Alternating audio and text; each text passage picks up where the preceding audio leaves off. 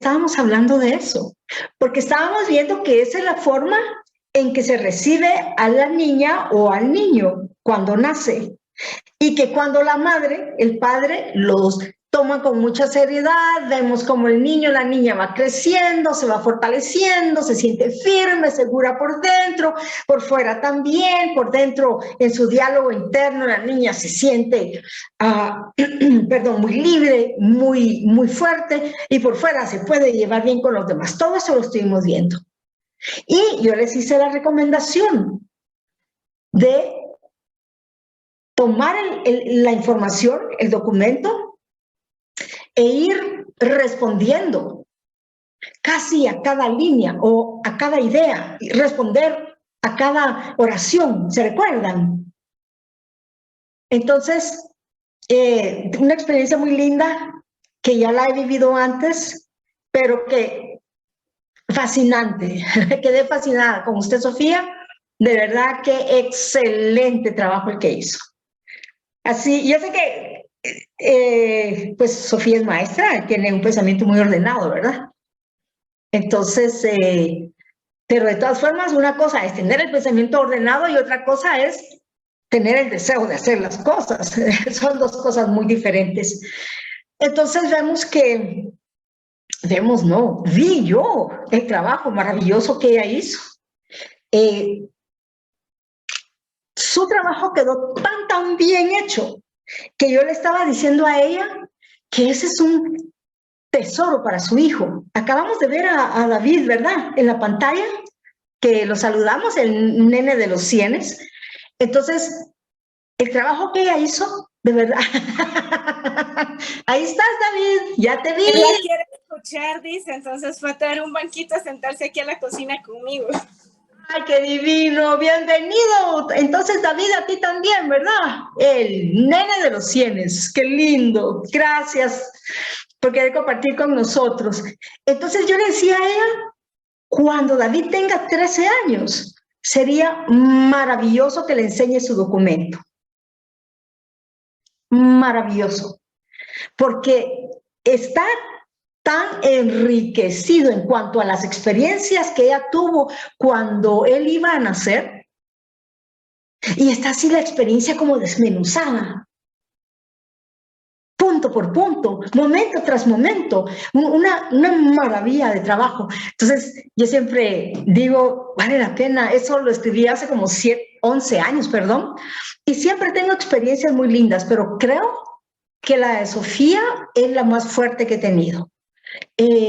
Porque supo combinar tanto el deseo que tenía de ser madre, todo lo que iba sintiendo por David cuando todavía estaba en su pancita, pero lo combinó también con sus experiencias personales. Entonces la idea es esa, que el documento les ayude a ustedes, la información les ayude a ustedes a ir descubriendo en dónde a lo mejor hubo un falloncito, a lo mejor hubo alguna experiencia dolorosa para ustedes. ¿Y qué se hace con esa historia? ¿Qué se hace con esa verdad? La vez pasada lo estábamos platicando, la única forma de encontrar la verdadera libertad y poder disfrutar de una vida en donde vivimos sin tantos miedos, sin vergüenzas, sin sustos ni terrores, la única forma de poder vivir libremente es a través del abrazar la historia. Entonces, esa información lo que nos ayuda es a abrazar la historia por si en algún momento se nos hubiera pasado algo por alto. Entonces, es un trabajo en donde yo no los estoy forzando a ustedes, yo no las estoy forzando a ustedes a que escriban, porque yo no, así como directamente, de boca a boca, de boca a palabra, a oídos, yo no les digo, escriban esto, hagan esto, sino que ustedes van leyendo y de ahí van ustedes sacando sus propias conclusiones. Entonces, ella me compartió su trabajo, Sofía Rivas, ella me lo compartió y le digo, por favor, guárdelo. De todas maneras, yo ya lo imprimí, ya lo guardé por si a usted se le borra o se le pierde el suyo, porque se lo vamos a dar a David, porque sí, de verdad, qué maravilla de mensaje para uno de hijo o de hija, ¿verdad? Que la madre pueda expresarse de esa manera y que uno pueda sentir cómo la madre vibraba el deseo, el anhelo tan profundo que tenía de darnos la bienvenida, o sea, eso es lo que todos anhelamos, ¿verdad? Sin embargo, hay muchas situaciones en donde, pues a veces los hijos no son muy bienvenidos porque no se esperaban, no estaban planificados, todo fue así como que de repente.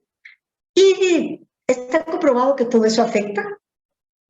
La vida no es perfecta. Nosotros, por eso es que todos tenemos que ayudarnos para que vaya perfeccionando cada vez más. Por eso es que Dios nos pide que nos unamos para servir a los demás y hacer su mundo mucho más fuerte. Entonces, la vida no es fácil.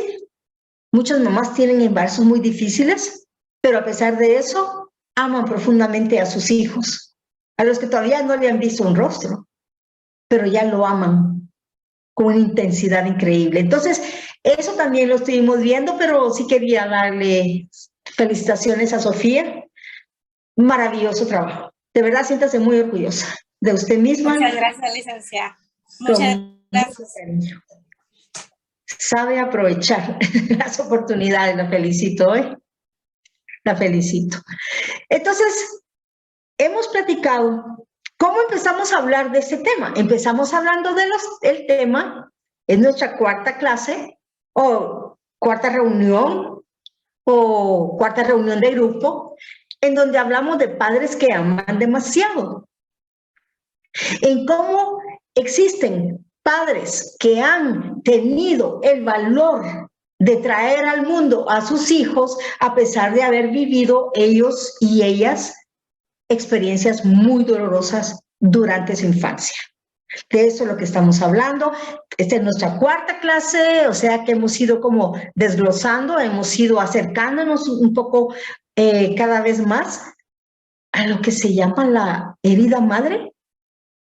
Un hecho traumático que a lo mejor vivimos y tratamos como de decir, pero no importa, hace tanto tiempo que pasó, eso a mí ya no me duele. Eso no existe. El tiempo no borra las heridas. Lo único que borra las heridas es el abrazar la historia.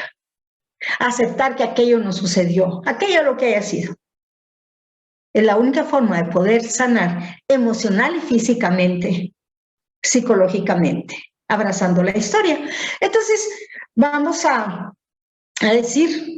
platicar hoy hablando de esos padres que han tenido el valor de ser padres y madres a pesar de tener una historia traumática en su infancia.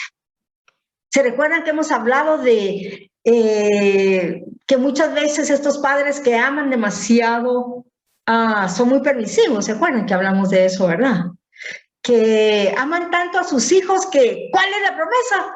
La promesa es: mis hijos nunca van a vivir lo que yo viví. Entonces, ¿qué es lo que sucede? Se entregan demasiado. Y muchas veces los hijos no entienden la historia de esos padres que han sufrido mucho. Muchas veces. Y se abre un abismo entre ese padre, entre esa madre y sus hijos, porque no se comprenden los dolores, las heridas que han vivido. Hola, mijita. Hola, Alba. Bienvenida. Entonces, vemos que... Bienvenida, mijita chula. Entonces, vemos que estos padres lo que quieren es que sus hijos vivan en la felicidad, aunque ellos no la hayan recibido, aunque ellos no la hayan vivido. Son padres que tuvieron una infancia muy, muy dolorosa, vivieron abusos, un abuso, otro abuso, no sé qué clase de abuso pudieron haber vivido, pero todo abuso que deja una herida, que me deja con miedo, toda experiencia fuerte que me hace sentir inseguro, que me hace sentir como paralizada delante de la vida, que me hace sentir con miedo a compartir con los demás porque siento que los demás me van a atacar de alguna manera y no entiendo por qué. Permítanme, solo un momentito. Gracias. Entonces, todos estos son hechos traumáticos. Cuando yo no puedo contarle a nadie porque me da vergüenza. Cuando yo no puedo contarle a nadie porque siento que voy a traicionar a alguien, cuando siento que no puedo contar nada porque la persona que me lastimó me amenazó de muerte, si yo cuento algo. O sea, todos esos son hechos traumáticos. Es una herida, es un dolor que llevamos en el alma y que cada día deja caer una gotita. Se dice una hemorragia constante en el alma. Entonces vemos que existen muchísimos padres de familia, muchísimas madres de familia, que a pesar de sus dolores del alma, de su experiencia de abismo, de su experiencia de vacío o de frío en el alma, no frialdad, perdón, frío en el alma, frío, porque simple y sencillamente de repente sienten miedo. Entonces, esos son hechos traumáticos. ¿Y cuál es la mejor forma de poder sanarlos? Abrazándolos. Entonces, eso es lo que hemos venido haciendo. Y parte de este trabajo, de este proceso, de esta toma de decisiones, de estos pasos, de ir avanzando en nuestras propias historias, es el hecho de poder trabajar. El documento Dios nos creó para ser felices y de ahí sale todo. Muy bien, entonces estábamos viendo que estos padres de familia, estas madres de familia que vivieron experiencias muy dolorosas en la infancia, decidieron ser padres y decidieron darle lo mejor a sus hijos. Traerlos y criarlos en la felicidad, en la felicidad. Estar dispuestos a todo con tal de que ellos sean felices. Estar dispuestos a sacrificarlo todo con tal de que ellos sean felices. Están dispuestos a aguantar todo con tal de que ellos sean felices. Están dispuestos a aguantar berrinches y caprichos con tal de que ellos sean felices. Sí, ¿se acuerdan que ya hablamos de pobrecitos los papás porque les dan muchos permisos a los hijos porque piensan que, ay, no, pobrecito va a sufrir, ella va a sufrir, no quiero que sufran lo mismo que yo, entonces le dan muchos permisos. ¿Y qué va pasando con los niños? ¿Se acuerdan que le hemos hablado? Que se vuelven niños muy rebeldes.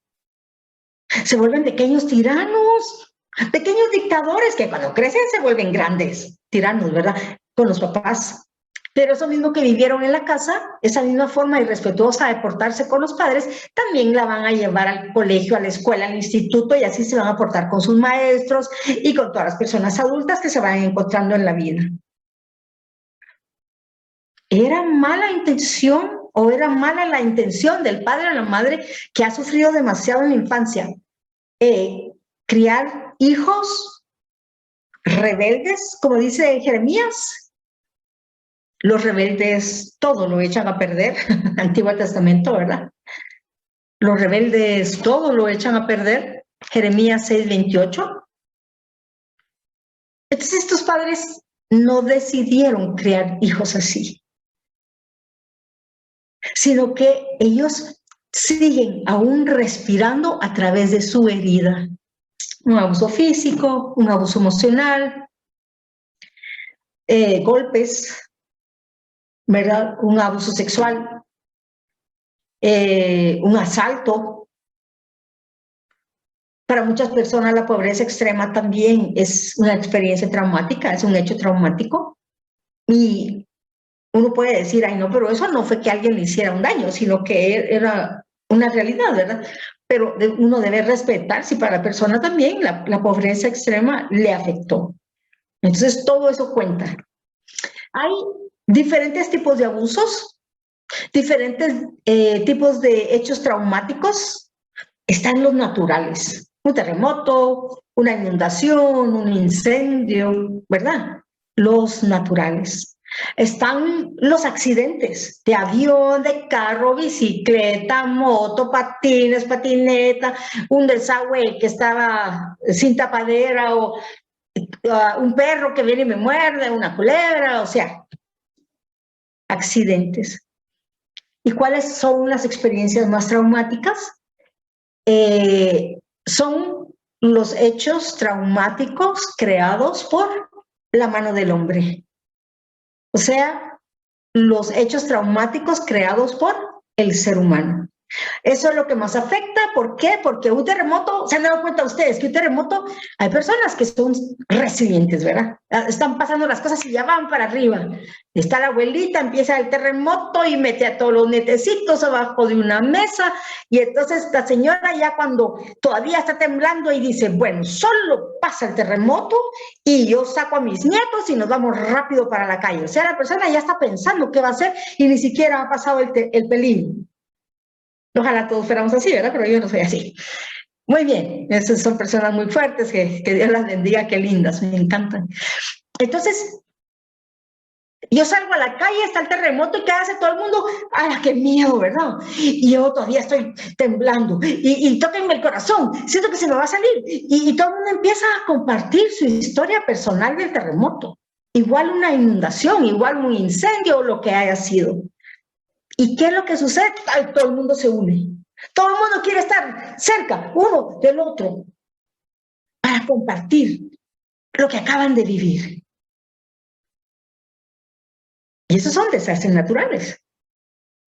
Cuando es un accidente, entonces la persona tuvo un accidente y se fracturó la pierna, entonces tuvieron que operar porque fue expuesto, ¿verdad? La fractura expuesta, y que el fémur, la tibia y el peroné, y bueno, la cosa es que todo el mundo llega al hospital a verla, ¿verdad? A visitarla, y le llevan chocolatíos, no ahorita en pandemia, pero cuando se puede. La idea es que todo el mundo se reúne alrededor de esa persona para fortalecerla, para compartir con ella, para que no sufra en soledad, que sienta, que le importa a los demás. Y eso la va a ayudar a desarrollar más esperanza, a sentirse más optimista, a sentirse fuerte y no sentirse sola jamás.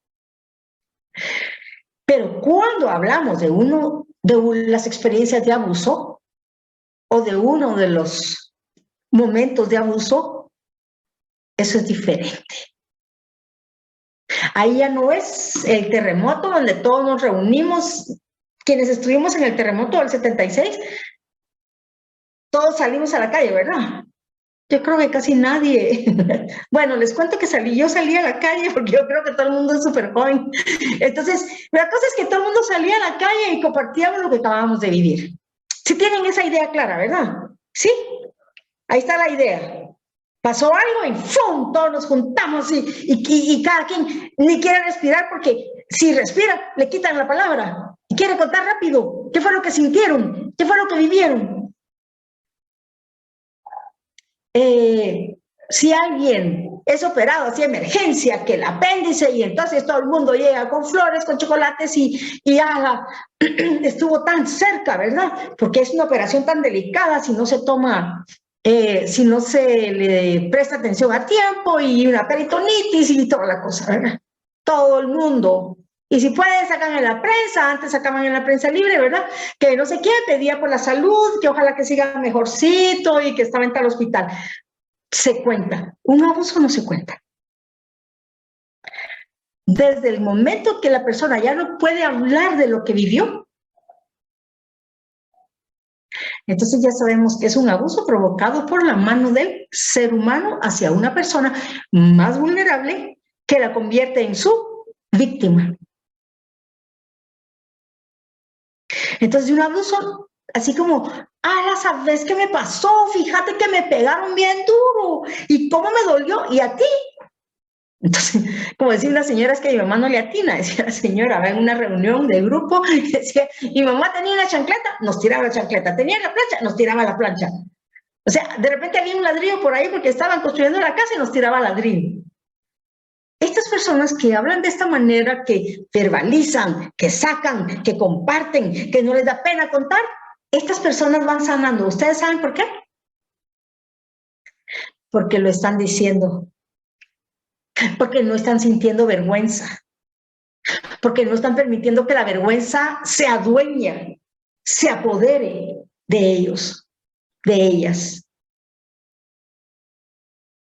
Cada vez que nos pasa algo y nos quedamos calladas o nos quedamos callados, es un hecho traumático. ¿Por qué razón? Porque no lo puedo contar. ¿Y por qué no lo puedo contar? Porque me da vergüenza. Empiezo a sentir como si yo hubiera sido la responsable de ese abuso o de ese hecho traumático o de eso horrible que me sucedió o de ese evento que no pude controlar porque era más grande, más fuerte que yo. Es un hecho, es un evento, es una situación, es un incidente muy, muy grande que no puedo controlar con mis fuerzas, con mis palabras, porque quien está lastimándome es más fuerte, más violento que yo. Desde el momento, en el momento del primer abuso, y que la persona no pueda compartirlo con nadie, y que mucho menos pueda pedir ayuda, o tener personas que la puedan apoyar, su red de apoyo, entonces ahí estamos hablando de un hecho traumático, de un abuso.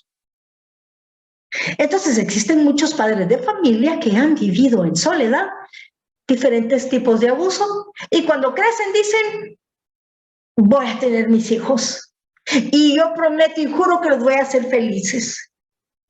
Y así lo hacen. El único problemita, no es tan chiquito, pero vamos a hablar así, chiquitito. El único problemita es que no han sanado sus heridas. Y el problema es que cuando yo no sano mis heridas, yo respiro a través de las heridas. Cuando yo no abrazo mi historia, sino que lo que hago es negar lo que me ha sucedido, entonces empiezo a respirar por esa idea que sé que pasó, pero prefiero decir que no pasó, pero prefiero no creer que pasó. Pero digo que no pasó, ¿me entienden? Es un ir y venir, acercamiento, alejamiento. Sí, sí pasó, pero no, la voy a sacar de mi mente. No, no va a ser tan importante para mí. Sí, pero yo sé que me afecta. No, pero... Entonces viene la mente y ¡fum! De repente hace cortocircuito porque demasiada información hay adentro y todo me da vueltas. Entonces puedo tomar menos decisiones cuando me siento en crisis o en caos. Estas personas que han vivido experiencias tan dolorosas, pues muchas veces dicen, yo quiero traer hijos al mundo, yo prometo hacerlos felices, y de verdad los hacen felices. El problema, estábamos hablando del problemita, es que entonces estos padres, estas madres, como no han sanado sus heridas, muchas veces ni siquiera saben que las tienen. Entonces, ¿qué es lo que sucede? Aman tanto a sus hijos y siguen respirando desde su herida que dicen, yo a mis hijos les tengo que suavizar la vida porque no quiero que vivan lo que yo viví. No quiero que sufran lo que yo sufrí. No quiero que vayan a ser como yo soy. Quiero que sean fuertes y seguros de sí mismos y que sientan que pueden conquistar el mundo y que sientan que tienen derecho a ser felices y que entonces se les olvida ayudarlos a que tienen que esforzarse para alcanzar todas esas cosas. Entonces son padres que les hacen todo a los hijos y esos hijos se vuelven como rebeldes, como más pequeños tiranos, ¿qué más? Pequeños dictadores, y cuando son grandes, ¿qué más? Se vuelven en grandes tiranos y muchas veces solo con los papás. Pero cuando el hijo tiene una experiencia de poder dominar a los padres, entonces viene el hijo, viene la hija, muy inteligentemente, generalizan la experiencia de poder y autoridad sobre sus maestros, sus catedráticos, sus directores. Y entonces esa persona va a tener muchos problemas a la hora de compartir en diferentes grupos sociales.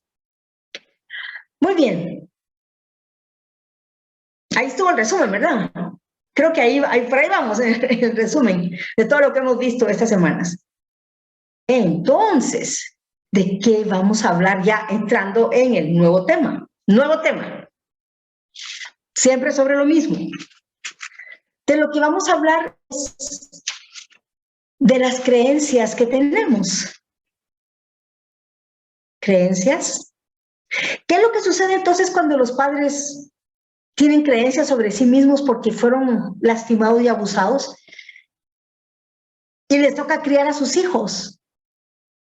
Pero no quieren que sufran lo mismo que ellos, no quieren que sean débiles o vulnerables, no quieren que sean inseguros, sino que los quieren firmes y fuertes. y piensan que amándolos demasiado van a lograr que suceda esto. Porque muchas veces en su infancia no se sintieron amados, entonces para ellos la respuesta es amar. No me dieron, voy a dar mucho.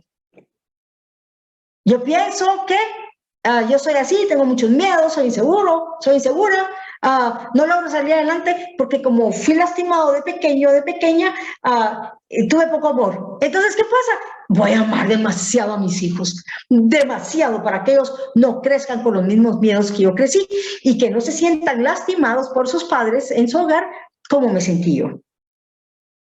Sí, vamos bien, ¿verdad? Como vacile. Muchas gracias, cucarachita, por tu confirmación tan linda, me apoyas mucho, me encanta, gracias. Entonces, ¿qué es lo que va sucediendo? Llega un momento en donde esos hijos crecen, no le responden a los padres, como los padres se entregaron a los hijos en la misma medida, no le responden. Perdón, entonces, ¿qué es lo que va sucediendo? Los padres empiezan a entrar en shock, confundidos, paralizados. ¿Qué pasó aquí? ¿Por qué están resultando diferentes mis hijos, mis hijas, si les dimos todo el amor? Entonces, ¿qué es lo que sucede? Los hijos no llegan a comprender jamás la historia de los padres. Es bien sencillo. ¿Por qué no logran entender la historia? Por insensibles. Es que no les tocó vivirla. Es muy duro. Los hijos no van a comprender jamás porque no les tocó vivir esa misma experiencia. A ellos les tocó todo lo contrario. Y los hijos que tienen corazón agradecido, entonces van a agradecerle a los padres el sacrificio, la entrega, la sabiduría que usaron para hacerlos felices cuando ellos mismos no recibieron esa misma calidad de cariño, caricias, ternura, amor. Entonces esos hijos ven el esfuerzo de los padres, desarrollan un corazón agradecido y aman profundamente a sus padres. Entonces esos padres que amaron demasiado se ven correspondidos y se sienten felices.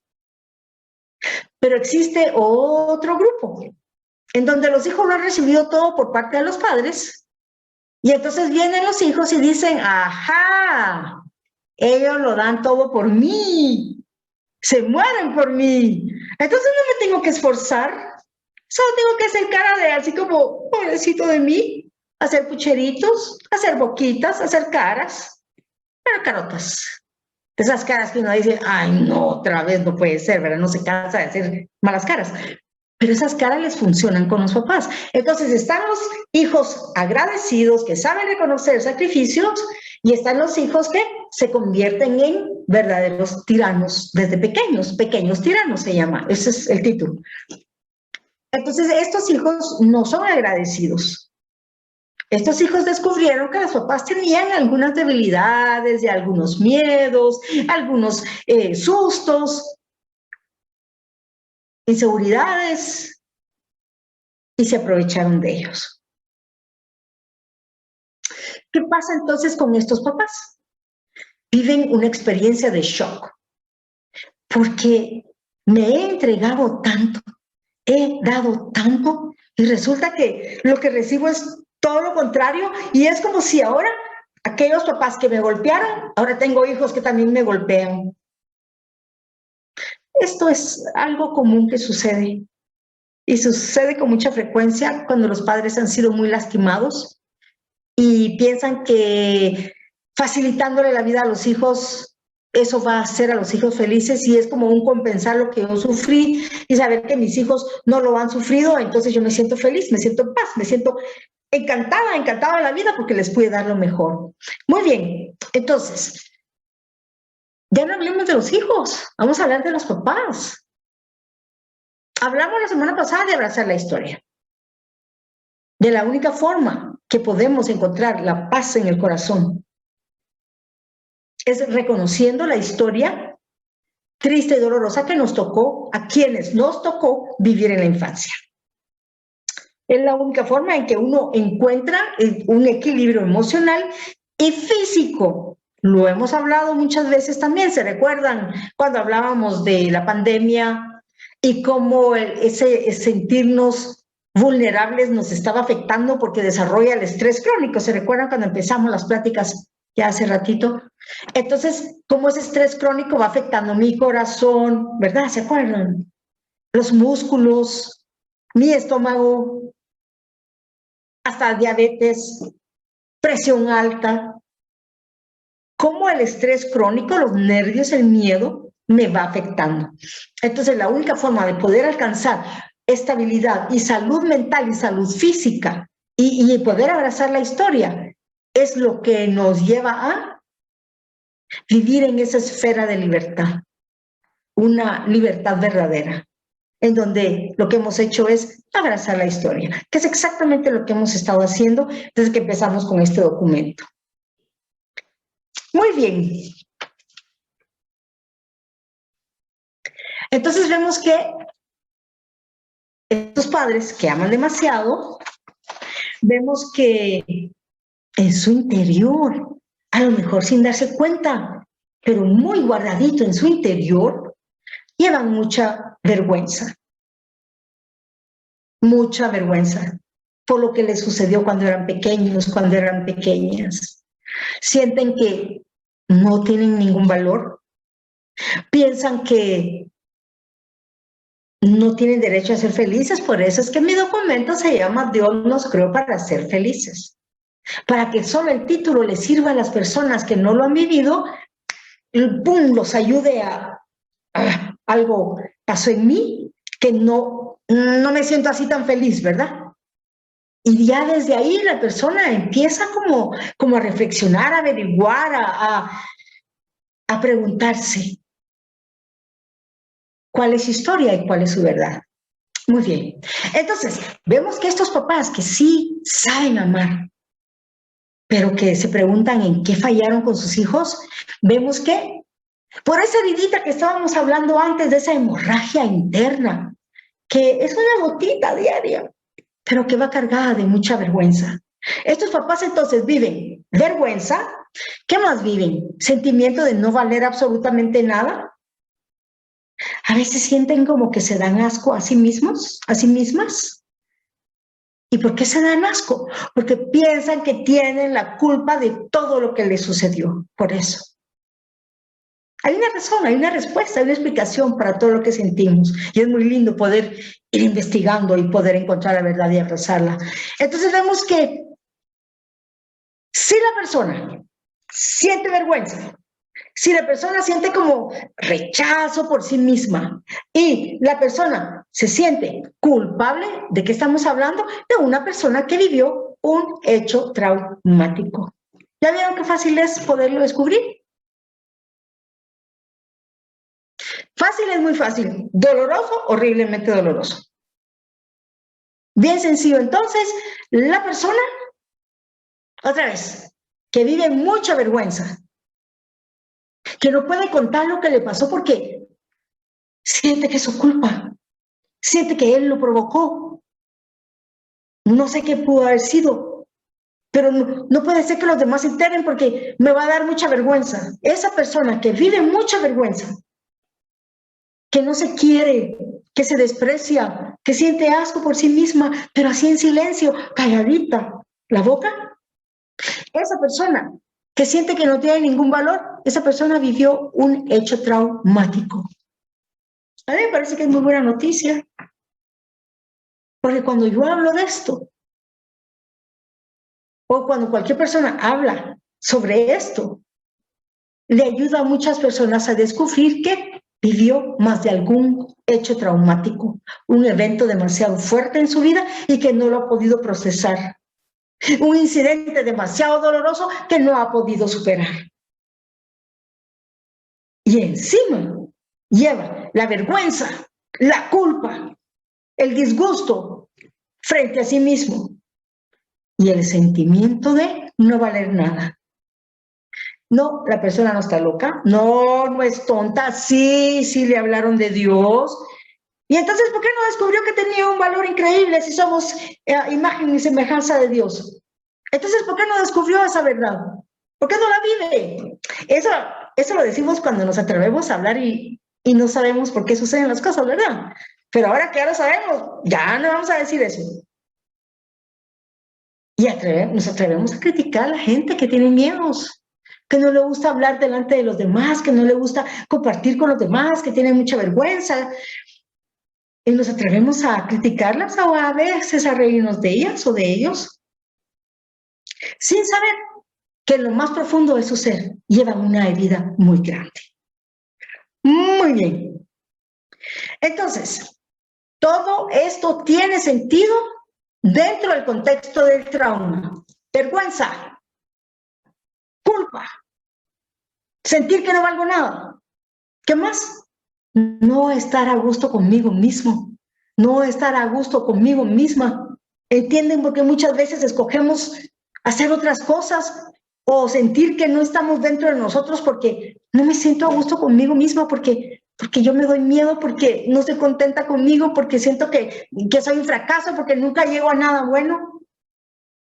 Sin saber la persona que no es que ella no tenga ningún valor y que ella lo haya provocado, no, sino que es algo que vivió, algo externo que le sucedió y que se quedó adentro, se internalizó como una creencia, no es un sentimiento, no es una emoción. Una persona la persona dice, siento mucha vergüenza y no me gusto, me caigo mal.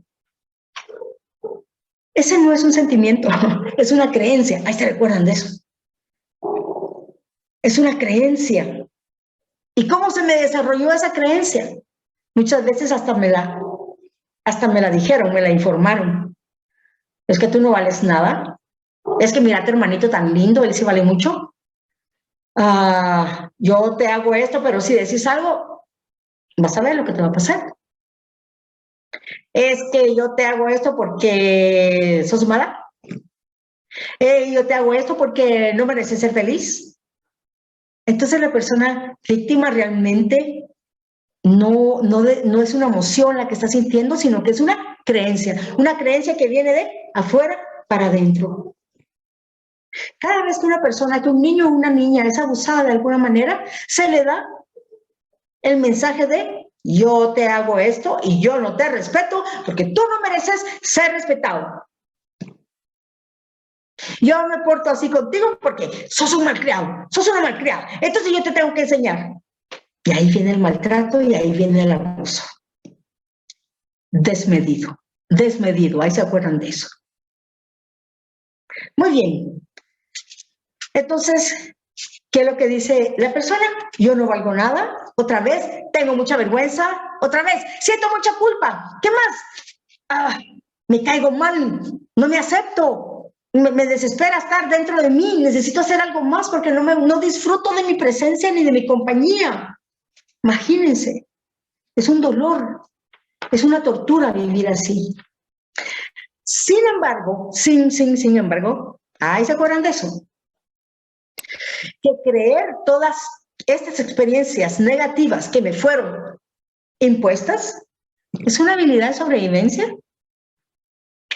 ¿Quién diría, verdad? Es una estrategia de sobrevivencia. Impresionante. Es impresionante.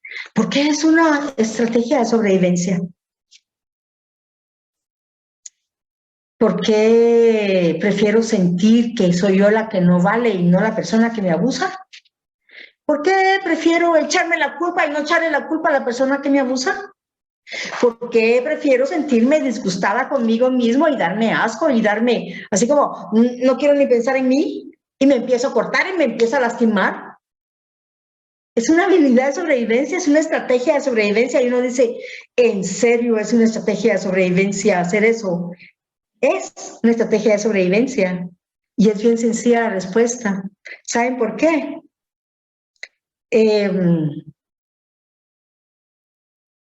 ¿No saben por qué?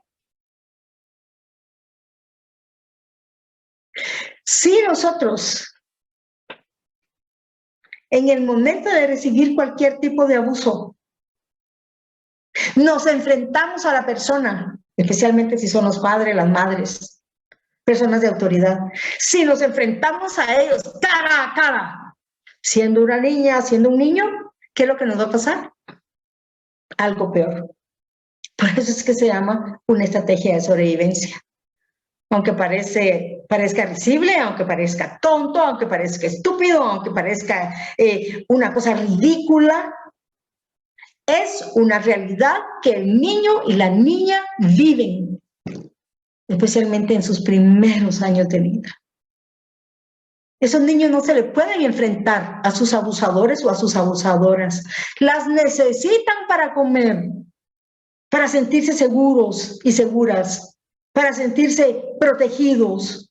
Emocionalmente necesitan sentir que son queridos, aunque ellos mismos no se puedan querer.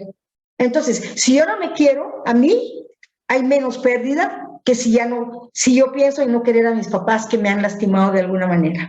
¿Sí me comprenden? Es más fácil echarme la culpa de lo que sucedió, es más fácil hacerme culpable de lo que sucedió que echarle la culpa a quienes me lastimaron. Psicológicamente, emocionalmente, es más fácil manejar. Si yo me hubiera portado mejor, esas cosas a mí jamás me hubieran sucedido. Es más fácil manejar esa, digamos que verdad, es una pseudo verdad. Es una estrategia de sobrevivencia para el niño y la niña. Mientras más pequeños, más fuerte, más profunda y más aguda se hace esa estrategia de sobrevivencia. Entonces la persona dice, no valgo nada. Si yo digo, yo no valgo nada, perdón, ¿qué es lo que sucede conmigo? Que me convierto en una persona sumisa. Pero ¿y de qué me sirve convertirme en una persona sumisa con todo lo que me está pasando? Precisamente por eso, con todo lo que me está pasando, convertirme en una persona sumisa me hace poder sobrevivir, me hace poder seguir adelante, me permite ir a la escuela, ir al colegio normalmente, como si no estuviera pasando nada en mi casa. Y eso me ayuda a ir pasando día tras día tras día. Hasta que llega el momento en donde llego a crecer, el niño llega a crecer y de ahí forma su propio hogar. Y estos son los padres que aman demasiado. Hay una herida invisible que nadie la ve.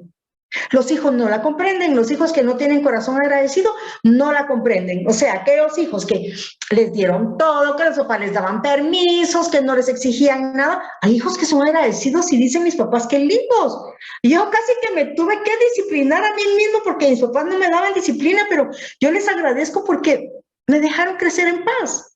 Corazón agradecido de los hijos, pero aquellos hijos que se convierten en pequeños tiranos y pequeños dictadores porque se dieron cuenta que sus padres eran débiles porque tenían una herida interna y que se vuelven rebeldes, estos son los que se aprovechan de ellos y de todos los adultos del mundo, porque llegan a crecer sin respetar a los adultos y a convertirse en personas desafiantes.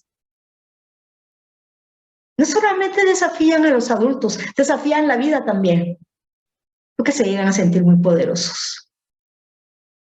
Muy bien. Entonces, si yo tengo abuso, si alguien me está lastimando, si esa persona es más alta, más grande, más fuerte que yo, o es una persona de autoridad, entonces vengo yo como una estrategia de sobrevivencia y me vuelvo una persona sumisa. Pero, ¿y qué trae esa sumisión?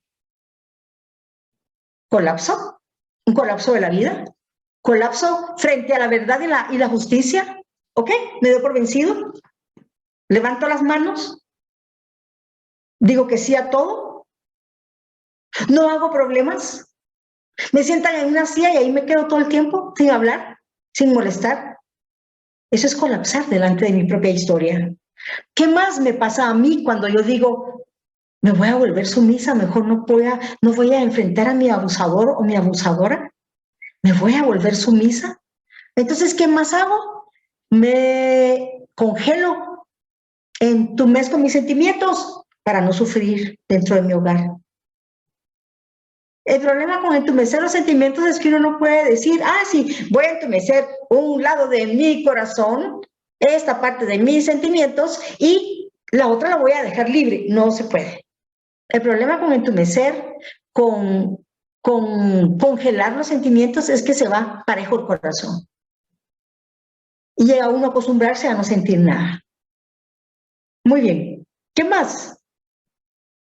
Sufro una gran pérdida de energía. No tengo energía para nada. Me siento medio viva, medio muerta. Como si cargara el espíritu a cuestas. Como si tuviera que arrastrar mi espíritu por la vida. Mi historia. Los obstáculos los siento más grandes, pero salgo adelante. Con mucho dolor, con pena, con miedo, pero salgo adelante de todas formas. Pero la sumisión me permite hacerlo, en lugar de enfrentar y confrontar a mi abusador o mi abusadora. Entonces, esto es lo que pasa cuando nos volvemos sumisos, pero al mismo tiempo me salva la vida. ¿Por qué razón? Porque no confronto a las personas que son más grandes, más fuertes y que me van a retirar su amor. Ah, no, entonces mejor no los confronto, ¿verdad? Mejor me vuelvo una persona sumisa. Estrategia de sobrevivencia. Habilidades de sobrevivencia se llaman. Muy bien. Entonces empezamos a ver esta estrategia de sobrevivencia o estrategias de sobrevivencia, por lo menos la sumisión, todo lo que trae, ya lo vimos. Entonces, ¿qué tal si yo de verdad confronto a mi abusador o mi abusadora? A las personas les va peor, a los niños o a las niñas les va peor. Cuando confrontan, cuando hablan, ¿cómo se te ocurrió haber hablado? ¿Cómo se te ocurrió haber abierto la boca? Y empiezan a tratar peor a ese niño o a esa niña. Entonces no lo pueden hacer. Ver al papá o a la mamá o a la persona abusadora que lastima, que no tiene compasión y tortura al niño día y noche, verlo a los ojos y reclamarle, no se puede, es imposible. Sí, ya los convencí de que esto es lo que sucede. Que no existen niños débiles, que no existen niños tontos, que no existen niños que no se pueden defender. No, existen niños muy inteligentes, que usan habilidades de sobrevivencia, estrategias de sobrevivencia que los van a ayudar mientras crecen. ¿Qué es lo que dicen estas niñas, estos niños? No siempre voy a ser chiquito, un día voy a crecer y voy a salir adelante. Y hay quienes dicen, me voy a ir lejos. Y el resto de las personas no entienden por qué se quieren ir lejos. No, tienen razón. Tienen razón. Porque van a querer seguir siendo torturados de esa manera. Muy bien. Entonces, cuando hablamos de las estrategias de sobrevivencia, ¿de qué más estamos hablando? Estamos hablando de enfrentarnos a personas, y aquí sí voy a ser muy directa, ¿verdad? Un poco fuerte, de por qué las personas abusan, por qué esa niña, ese niño tiene que tomar la decisión de ser sumisa para poder soportar la vida que está viviendo. ¿Por qué tiene que decir, mejor la sumisión? Es mi mejor decisión. No va a durar para siempre. En algún momento voy a poder ser feliz. Y son los que crecen y tienen sus hijos y quieren que sean totalmente felices. Están los hijos agradecidos. Entonces, otra vez hablemos de eso. Los agradecidos que eternamente le agradecen a sus padres, quienes a pesar de haber llevado una herida en el alma, los hicieron muy felices. Entonces, ellos tienen resueltos sus problemas. Estamos hablando de aquellas personas que, como padres de familia, sufrieron demasiado cuando eran niños, cuando eran niñas, y a pesar de sus heridas decidieron tener sus hijos y llevarlos a la felicidad, pero que estos hijos, en lugar de tener un corazón agradecido, desbordado de amor y compasión también por los padres, por lo sufrido, lo que hacen es aprovecharse de ellos. Ok, ¿qué es lo que sucede? ¿Por qué también esa niña, ese niño no puede ver a los ojos a la mamá y decirle, mira cómo me han lastimado? O al papá. Es bien sencillo. Ahorita nos vamos a meter en lo que es la mente de la persona que abusa. La mente de la persona que decide no amar sino lastimar. Se dice que, tristemente, se dice que hay personas que tienen una habilidad increíble para detectar quiénes son vulnerables. Y estas personas, cuando detectan que otras personas son vulnerables, dicen que no aguantan la tentación de empezar a molestarlos. A mí me da cólera, ¿verdad? Mucha cólera. Porque de ahí es de donde vienen los abusos. Ver a los demás como vulnerables, y por eso es que no me puedo detener y tengo que molestarlos de alguna manera, burlarme de ellos o abusarlos. Eso duele mucho. Especialmente los niños y las niñas son inocentes. Hay madres que dicen, es que mi hija era tremenda desde pequeña. ¿Y cuántos años tenía? 3 años. Es que ya era una mujer hecha y derecha. ¿Cuántos años tenía? 3 años. Hay papás que hablan así. No es ignorancia, no es desconocimiento, es no saber amar, no saber valorar a los hijos. Y eso deja huella en los hijos. Entonces, ¿por qué esa niña, ese niño no puede ver directamente a los ojos a su papá o a su mamá y decirle, mira, lo que me estás diciendo me duele, no me lo digas? Cada vez que me pegas me duele, no me pegues. ¿Por qué esa niña, ese niño no lo puede hacer?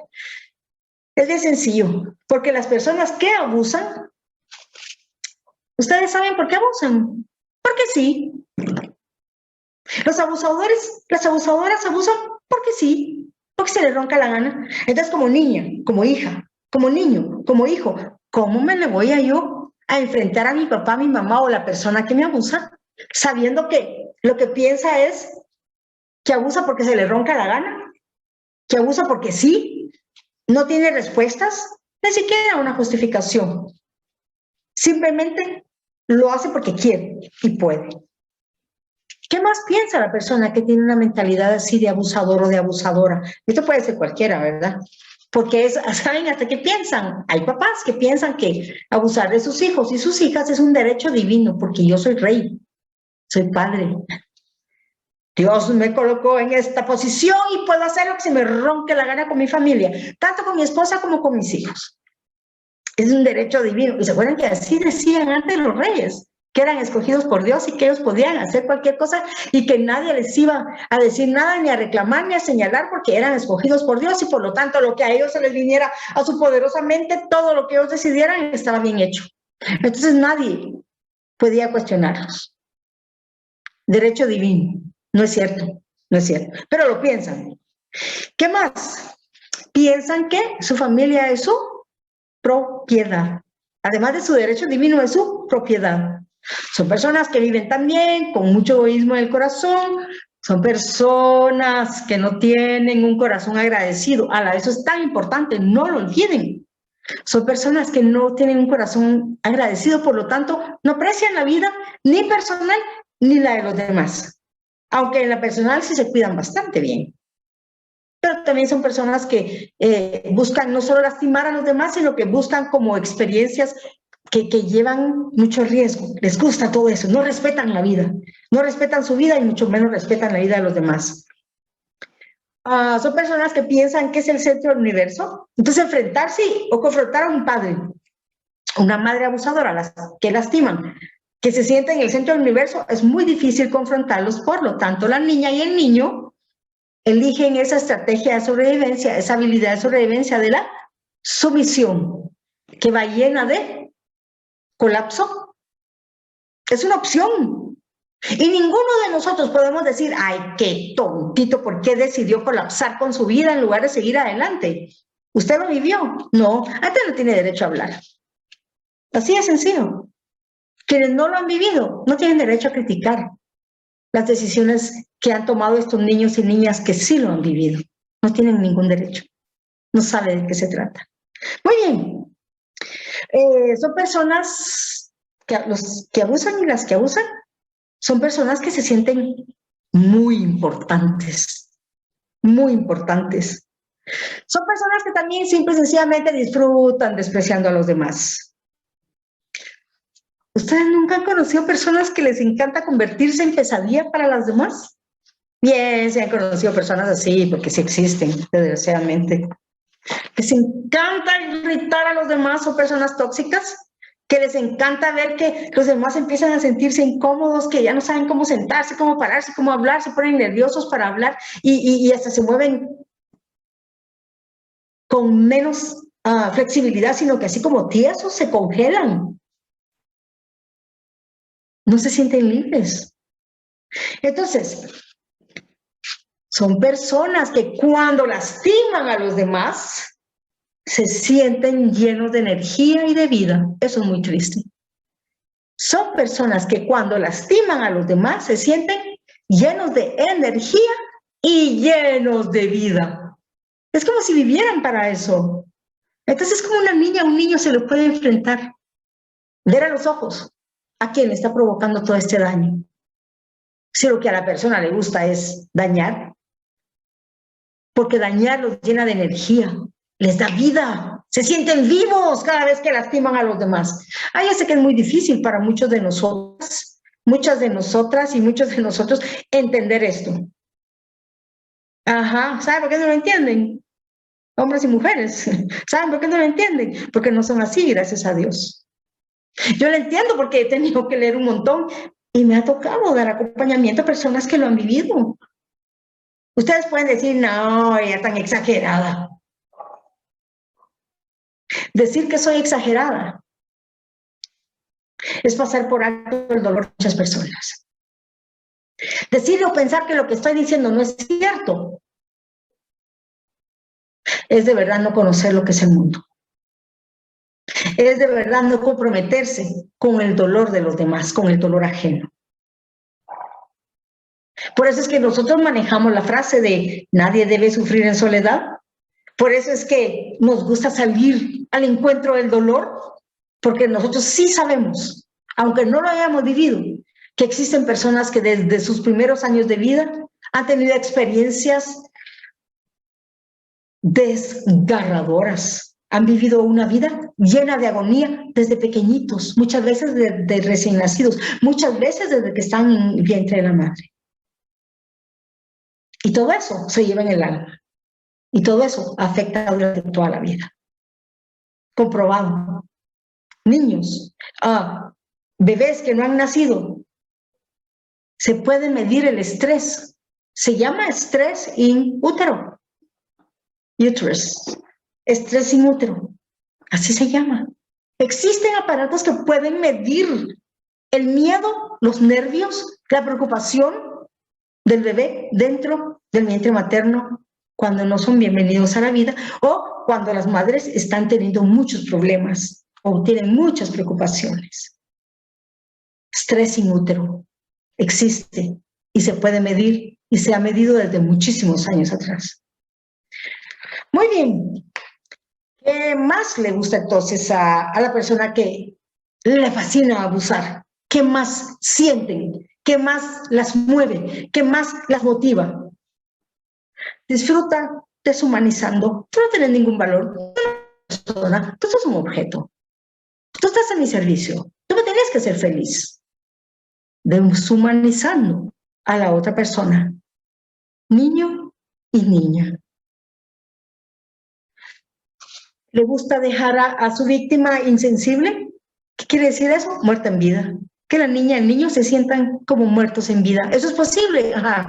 Claro que sí es posible. Si usted lo ha vivido, dele gracias a Dios que no lo ha vivido. Hínquese, dele gracias a Dios. No lo estoy mandando que se hinque. Le digo pues, hínquese. Igual, dele gracias a Dios que no lo ha vivido. Pero eso no quiere decir que cerremos el corazón y que ya no querramos ver las realidades de muchas otras personas, porque cada vez que nos cerramos a esas realidades, dejamos de ayudar a estas personas y empezamos sin darnos cuenta a victimizarlas también. Y sin darnos cuenta, nos empezamos a volver cómplices. Sí, pero yo no tengo nada que ver con ellos. ¿Cómo decía un señor? Yo no soy responsable de nadie. ¿Verdad, corporación? Yo no soy responsable de nadie. Somos. Si a un niño ustedes ven que su mamá en la calle le está pegando, ¿me meto o no me meto a defenderlo? Tengo que defenderlo porque es mi obligación como una persona adulta defender a alguien vulnerable que está siendo lastimado, que está siendo vulnerado. Es mi responsabilidad, es mi compromiso como persona, como ser humano, como adulto, como adulta. Muy bien. ¿Qué más le gusta hacer a la persona que abusa? Le encanta matar el alma de la otra persona, niña o niño, esposa o esposo. Le gusta esa sensación de, la dejé sin aire, lo dejé sin nada, creo que logré matar su alma. Son fantasías, ¿verdad? Porque la persona sin alma, el cuerpo no reacciona, la persona está muerta. Y sí, hay muchas personas que llegan a morir después de todo este tormento y todas estas torturas. Eso no es que sean débiles, no, es que no estábamos ninguno de nosotros cerca para poderlos ayudar. Es porque sí existe la maldad. ¿Qué más le gusta a esta persona? Lastimar ferozmente. Imagínense lo que significa esa palabra. Lastimar ferozmente. Y por supuesto que estas personas jamás van a lastimar a personas que sean un poquito más grandes o un poquito más fuertes que ellas. Son cobardes. Son personas inútiles, son personas cobardes. Nunca lastiman a personas más grandes porque saben que no van a poderse defender. Solo escogen personas vulnerables, inocentes, ingenuas. Muy bien. Entonces son personas que les gusta. ¿Han oído ustedes de lo que es hablar sobre la construcción del amor? La construcción de la civilización del amor. Estas personas son todo lo contrario.